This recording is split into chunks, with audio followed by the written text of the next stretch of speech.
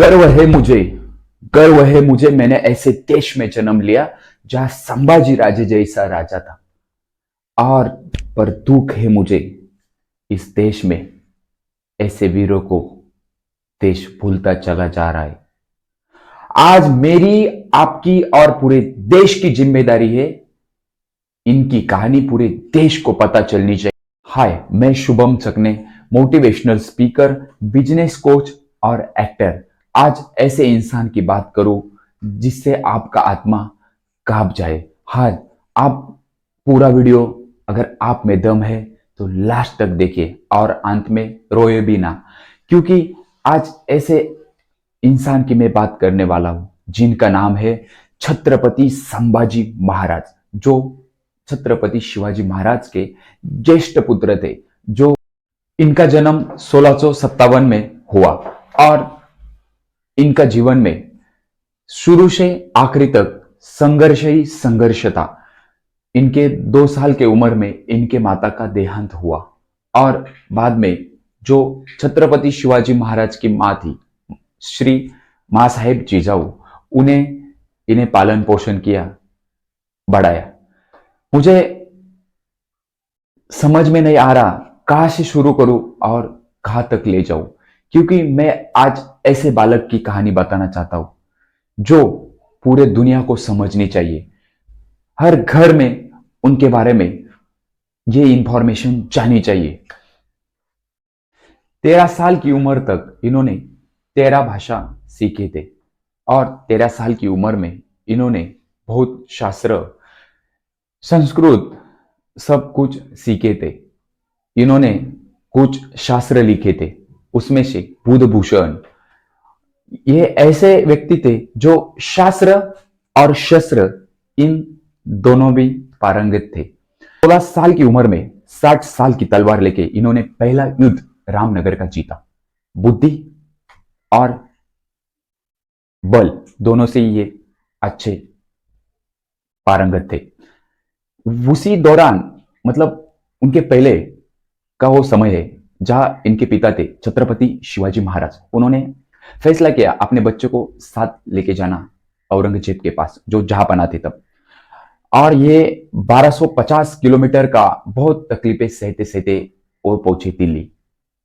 वहां पे गए, औरंगजेब ने क्या किया मालूम है? यहाँ पे वहां पे इनका बेइज्जती की और इन्हें बेइज्जती करके जेल में डाल दिया। लेकिन तब यह लड़का डरा नहीं, बल्कि पूरे ताकत से खड़ा रहा और सोचने लगा अपने पिता को यहां से कैसा बाहर निकाले। और इन्होंने निकाला भी, सबको निकाला और ये भी भाग गए बाद में और सीधे आ गए रायगढ़ पे। हर सफल शासक के पास एक बुद्धिकार सलाहकार रहता है। हाँ जी, जरूर रहता है। उसी तरह इन्होंने उज्जैन के कवि, इन्हें अपना सलाहकार बनाया था, जो कि इन्होंने अपने कविताओं से अपने विचारधारा को प्रसारित किया था, जिनका नाम है कवि कलश। इनके वो फ्रेंड भी थे, गाइड भी थे, सलाहकार। कवि कलश को हमेशा साथ रखते थे। इसी समय जो पिता थे, मतलब छत्रपति शिवाजी महाराज, वो युद्ध में व्यस्त थे। तब ये 19 साल के थे। इन्होंने रायगढ़ किले की सुरक्षा की और जब ये 23 साल के थे तब इनके पिता का, छत्रपति शिवाजी महाराज का देहांत हुआ। उसके बाद इन्होंने 1 मिनट का भी समय न गवाया। तुरंत इन्होंने योजना की, जो औरंगाबाद था, जिसे तब बुरहानपुर कहा जाता था, जो औरंगजेब के मामा का घर था, वहां पे इन्होंने बहुत जोर से हल्ला किया। औरंगाबाद पे हल्ला करने के बाद वहां से, और इसी सोच से औरंगजेब समुद्र मार्ग से पुर्तगालियों से कॉन्ट्रैक्ट साइन किया, जो कि उसे आर्म और हेल्प मिल सके। उन्होंने जो कॉन्ट्रैक्ट साइन किया, तभी जो छत्रपति संभाजी राजे थे, इन्होंने इन्हें बहुत घुमा घुमा के मारा। उनका कभी सपना ही पूरा नहीं हुआ जीतने का। 9 साल तक छत्रपति इन्हें घुमाते ही रहे।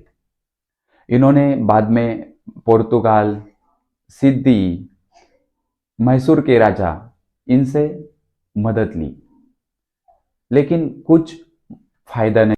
ये उम्र से तो छोटे थे, लेकिन उम्र से आगे चल रहे थे। इनका आश्चर्यकारक नेतृत्व, कॉन्फिडेंस, औरंगजेब के तो समझ में आ गया, ये लड़के को हम मार नहीं सकते, पीट नहीं सकते, पकड़ नहीं सकते, तो क्या करें। क्योंकि छत्रपति संभाजी राजे ने इन्हें 9 साल बहुत मारा था, बहुत पीटा था, तो इन्होंने सोचा दूसरा कोई क्यों नहीं करते। तो इनके ही एक सालादार थे जिनका नाम था गनोजी शिर्के। गनोजी शिर्के ने वतन न मिलने के कारण ये संभाजी राजे से नाराज थे और ये मिल गए औरंगजेब को और अपने ही गद्दार निकले।